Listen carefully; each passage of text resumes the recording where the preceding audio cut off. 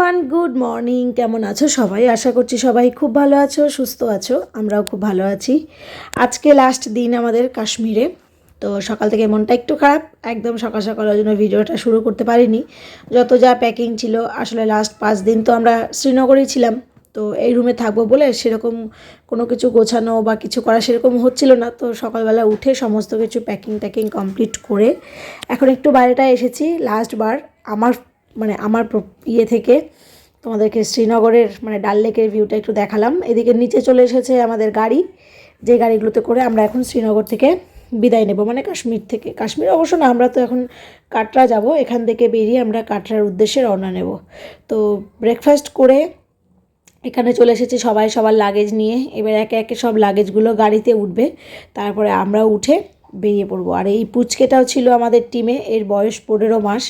আর দেখো সবার সঙ্গে কি ভালোভাবে সেও মিশে গেছে। ওর একটু একটু কিছু কিছু সময় সমস্যা হতো, কিন্তু বেশ ভালোভাবে কিন্তু ও ঘুরেছে। তো যাই হোক, বেরিয়ে পড়েছি আমরা। লাস্টবার এই চিনার গাছ, তারপরে কী বলে আপেল গাছ, সর্ষের ক্ষেত, সব এগুলো দেখছি। জানি না কোনো দিন আবার কাশ্মীরে আসতে পারবো কি না। তো কাশ্মীর যেহেতু সবার একটা কী বলবো স্বপ্নের একটা ডেস্টিনেশন থাকে, তো আমাদেরও ছিল। তো সেটা কী বলবো, ভগবানের আশীর্বাদে আর আমার হাজব্যান্ডের প্রচেষ্টায় আর কি সম্ভব হয়েছে। তো এই দেখতে দেখতে এখন যাচ্ছি আমরা কাটরার উদ্দেশ্যে। কাটরাতে গিয়ে আমরা থাকবো আরও 2 দিন। তারপর সেখান থেকে আমরা যাব পাঞ্জাব, আর পাঞ্জাবে আরও 2 দিন থেকে তারপরে যাব বাড়ি। কি সুন্দর চারিদিকের মনোরম দৃশ্য। আসলে পৃথিবীর যে প্রান্তে থাকো না কেন, আমি তো এর আগে সিকিম আমি কোনো দিন যাইনি, দার্জিলিং গিয়েছিলাম, কিন্তু কাশ্মীরের সৌন্দর্য কিন্তু কাশ্মীরি। এই জন্যই হয়তো একে ভূস্বর্গ বলা হয়। তো সেই জন্য আর কি মন প্রাণ ভরে, দু চোখ ভরে দেখছিলাম। ওই পাহাড়ের কোনায় দেখো এক চিলতে বরফ দেখা যাচ্ছে, ওটাই লাস্ট বরফ দেখা। জানি না জীবনে আর কোনো দিন এরকম পাহাড়ের গায়ে বরফ সহ দেখতে পাবো কি না। তো প্রথম আমাদের হল্ট এখানে হচ্ছে, এখন বাজে প্রায় 11:30 12:30। এখানে এখন হবে একটা টি ব্রেক। আর যাদের যাদের ওয়াশরুমে যাওয়ার ছিল তারা ওয়াশরুম ঘুরে এসেছে। এইবার আবার আমরা রওনা দিয়েছি। মোটামুটি আমাদের কি বলবো, কাটরা পৌঁছতে পৌঁছতে ওই 2-3টে বেজে গেছিলো। আর এই যে সেই বড় টানেলটা, যেটা পার করতে প্রায় 15 মিনিট লেগে যায়। তো টানেলটা পার করে কিছুটা এগিয়ে এসে আর একটা দোকান দেখে আমরা নেমেছি। এখানে আমরা করব আজকে লাঞ্চ। আর আজকে থেকে পরপর 2-3 দিন এখন আমাদের ভেজ চলবে। তো আজকে লাঞ্চে ছিল কলাইয়ের ডাল, আলু পোস্ত, পাঁপড় ভাজা, চাটনি, এসব ছিল লাঞ্চে। আর এই যে বাইরে পাহাড় দেখা যাচ্ছিলো, বেশ সুন্দর ভিউ পয়েন্টে কিন্তু এই হোটেলটা, হোটেল তো না, রেস্টুরেন্ট টাইপের এটা একটা। খাওয়া দাওয়ার পরে এখানে আমরা একটু বসে সবাই সবার মতো গল্পগুজব করছি। এখনও আমাদের এজেন্সি যারা লোকজন তাদের সব কিছু গোছগাছ কমপ্লিট হয়নি, সেই জন্য বসে আছি।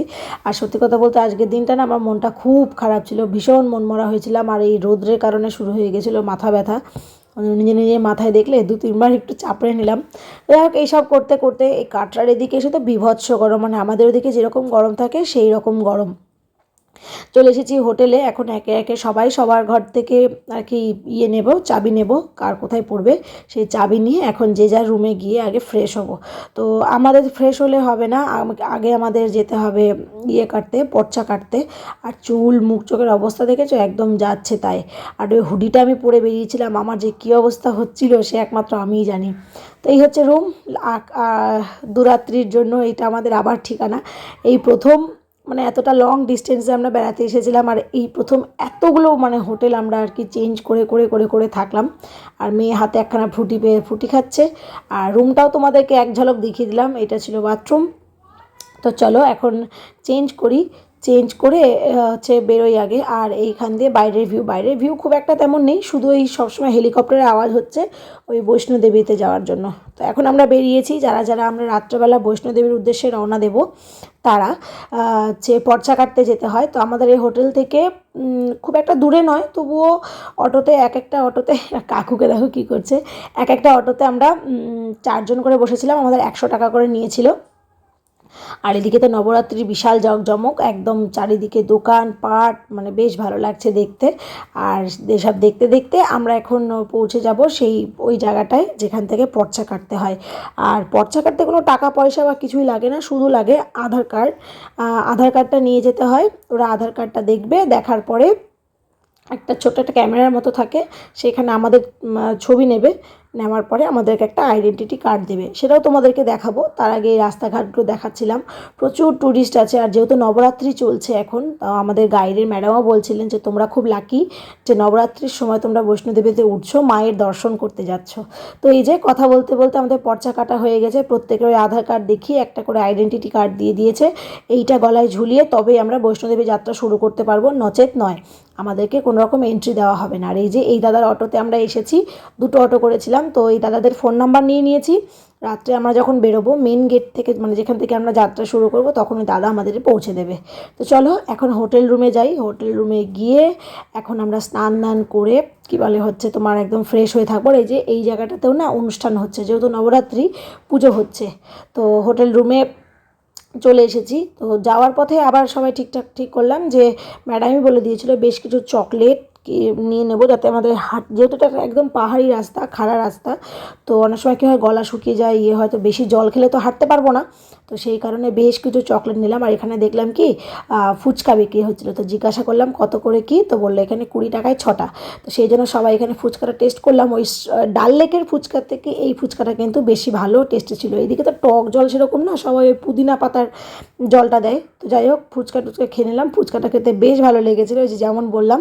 তো চলো এখন হোটেল রুমে যাব। রুমে গিয়ে রাতে যেগুলো পরে বেরোবো সেগুলো আগে ঠিকঠাক করে গুছিয়ে গেছে নেব। আর আমাদের মধ্যে আমাদের টোটাল টিমে আমরা যাচ্ছি 8 জন। তো আমরা এই 8 জনই যাব, আর বাকিরা সবাই হোটেলেই থাকবে, যেটা হয় না, শারীরিক ব্যাপার একটা থাকেই।